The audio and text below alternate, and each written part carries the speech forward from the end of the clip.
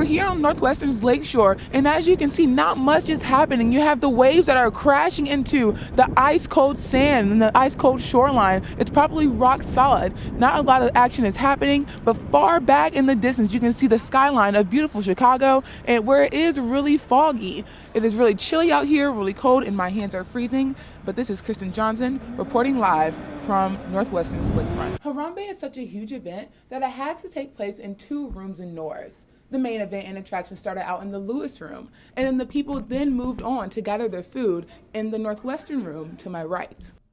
One newsstand in Chicago made headlines this week. They were one of the only shops in Chicago to stock the latest edition of Charlie Hebdo magazine.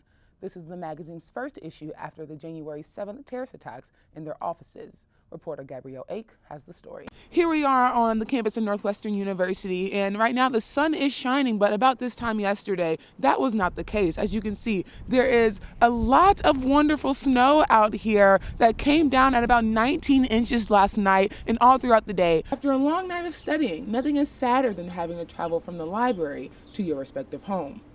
For some, the trek may be just a short journey, but for others, it can be a little uncomfortable, especially if it's in the dark. Thanks, Gabrielle. The Dolphin Show will have 2 more performances this weekend, so there are plenty of opportunities to catch the show. I know I can't wait to see this year's performance. We're here at Northwestern University, where students are often considered know-it-alls. However, we asked some of them if they knew who today's world leaders are, and they did not have the answers. A lot of people, I know, do community college anyway for the first couple years, because paying for a 4-year private institution is too much. The new plan can save full-time students up to $3,800 in tuition a year. Students and faculty alike are feeling good about the initiative. I feel very positive about it. I think that our country needs to think about empowering people who may not have access to a 4-year college education. Despite mixed emotions within the nation, the NU community fully supports the president's endeavor. So I like it. What I know of it so far, I'm in favor. The plan is said to cost up to $60 billion, and legislation is still working out many of the details, but we'll keep you updated. Reporting from Medill, Kristen Johnson.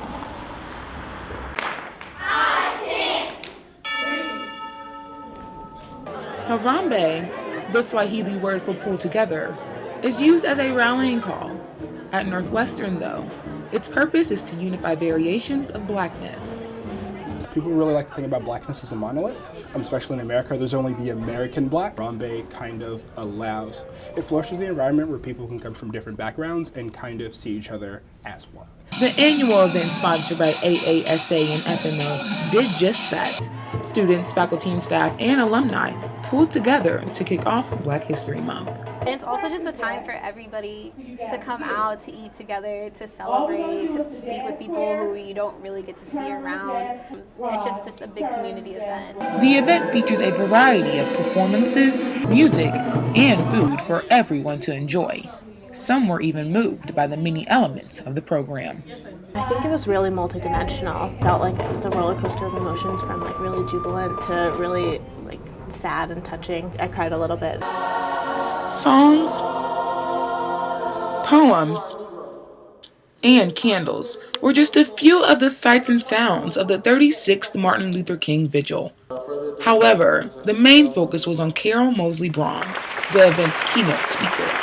The first African-American female senator dedicated our present day to the selfless leaders who came before us. But I can assure you that without the many individual and sometimes unnoticed contributions of people of goodwill to make our country what it could and should be, there would be no way that we could be here in this place, in this way, at this time.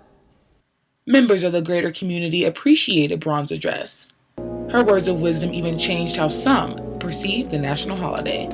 I definitely believe now that this day should be in remembrance of not just slavery and all oppression, but also the oppression that your community has gone through, and in remembrance of that, and knowing that your past makes up who you are. And while some gained new perspective, others were glad to see Dr. King's dream come to life in one event. The fact that we're fighting each other because of our skin color, something that we cannot, control, it's just absolutely stupid and sickening. So, I hope that people came to this event, you sat next to someone that's a different skin color as you, and, you all grew together, you all bonded together, and you all will continue to live out Dr. King's legacy. As the year goes on, Alpha Mu will continue the legacy of Dr. King. Reporting from Medill, I'm Kristen Johnson.